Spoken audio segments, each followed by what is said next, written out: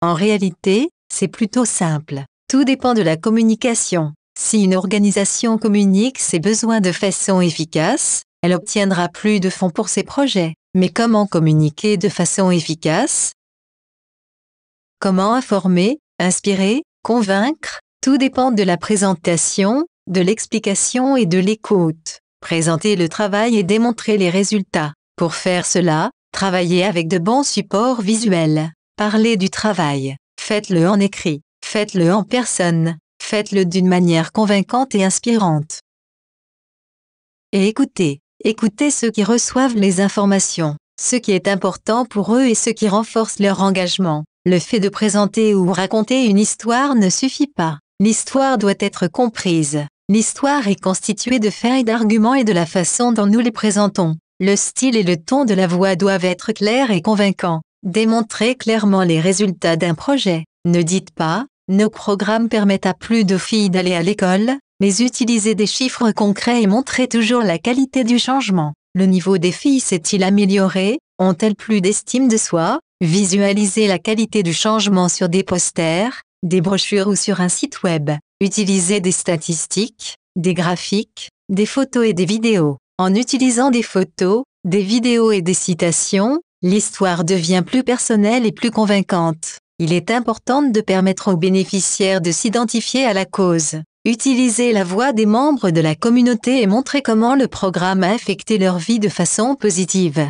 Une bonne histoire implique souvent un héros ou une héroïne, une personne avec qui le lecteur ou l'auditeur peut s'identifier. Mais montrez aussi la plus grande image derrière les histoires personnelles. Structurez l'histoire, par exemple, avant, après et dans le futur. Avant, montrez le besoin. Après, montrez les résultats. Et dans le futur, parlez des rêves, la meilleure situation possible à laquelle vous pouvez parvenir. Gardez l'histoire courte et simple. Les histoires à succès sont souvent courtes, 1 ou 2 pages. Assurez-vous de donner du crédit à ceux qui ont soutenu le projet. Par exemple, le personnel principal, les leaders locaux et les donateurs. N'oubliez pas de donner vos coordonnées. Il existe divers moyens pour différentes histoires. Vous êtes le moyen principal. Racontez votre histoire, donnez votre opinion, parlez de votre motivation et de vos rêves. Vous pourrez aussi utiliser des dépliants, des brochures, des bulletins d'information et vos rapports,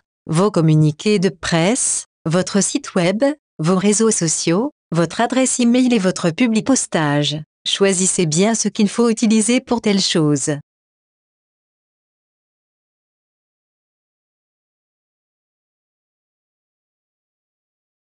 Bien connaître votre audience. L'histoire doit-elle être racontée aux bénéficiaires, aux bénévoles ou au personnel, aux donateurs locaux ou étrangers, aux décideurs politiques locaux, régionaux ou nationaux, ou peut-être aux médias? Chaque histoire doit être conçue différemment pour un groupe spécifique ou un auditoire cible. Cela nous amène à l'importance de l'écoute. Écoutez la personne, le groupe ou l'organisation auquel vous racontez votre histoire. Leurs questions, remarques, reconnaissances, objections et langage corporel sont utiles. Ils vous aident à adapter votre histoire à leurs besoins, pour mettre l'accent sur les éléments qui résonnent le mieux en eux et trouver le bon ton de la voix. Parfois, les bonnes histoires de projets refont juste surface en chemin. Notez-les et élaborez un dossier de bonnes histoires à utiliser à une étape ultérieure. Demandez à votre personnel de noter et de collecter les histoires. Il s'agit de votre histoire, donc présentez, racontez et écoutez bien.